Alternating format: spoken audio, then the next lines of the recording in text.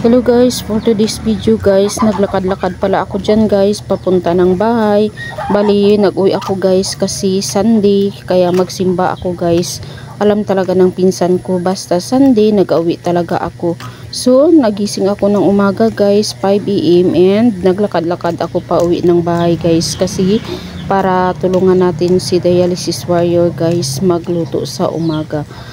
Sabayan sila kasi ako natulog guys, hindi ako makauwi-uwi sa gabi kasi nga gabi na talaga nagaluding ng palay, minsan nagabilar pa kami ng pinsan ko, umaga na talaga matapos minsan guys ang pagluding ng palay, minsan alas 2, alas 3, kaya hindi talaga ako makauwi-uwi.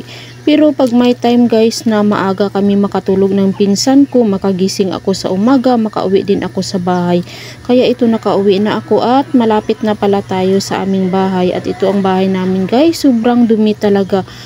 Basta walang babae talaga sa bahay, ay naku, nagkayamukat na, nagkaramotsing na ang bahay. Alam nyo naman siguro basta walang mga babae. At ito pagdating ko sa taas, ayan, gising na pala ang ating Dialysis Warrior. Nakagising siya ng maaga kasi hindi niya alam na mag-uwi ako. At sumalubong agad sa akin ang aking mga alaga. Ayan si Nana guys, o tingnan nyo naman, bagong adopted. At ayan naman si Cream O namin, ang super bait talaga na Cream O namin guys.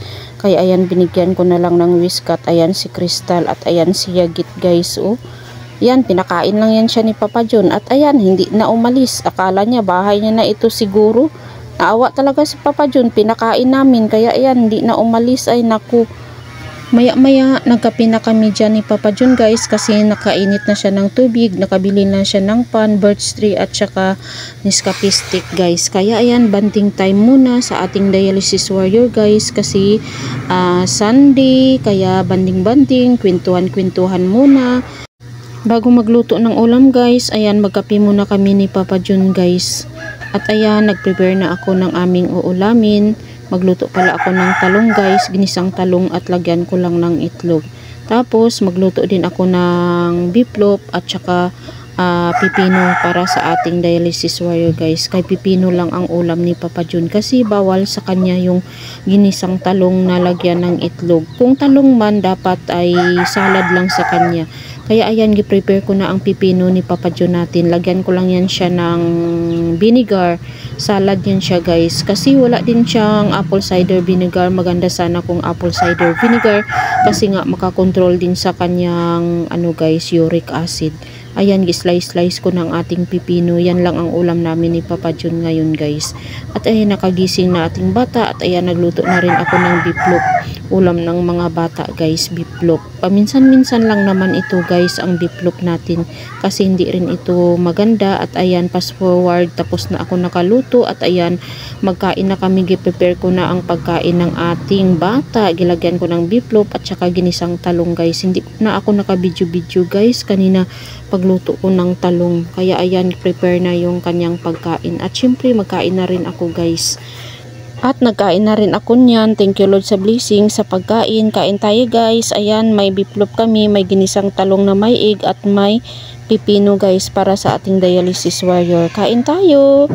Maguna na ako magkain guys kay Papa John kasi magsunod na lang ang ating Dialysis Warrior guys.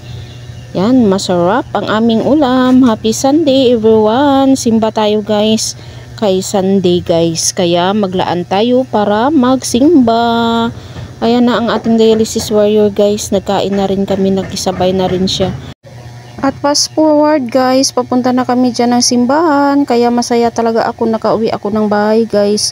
At nakasimba tayo. Happy Sunday everyone. Bye bye. Dito na lang. Follow, like, and share. Salamat sa panonood nyo. God bless.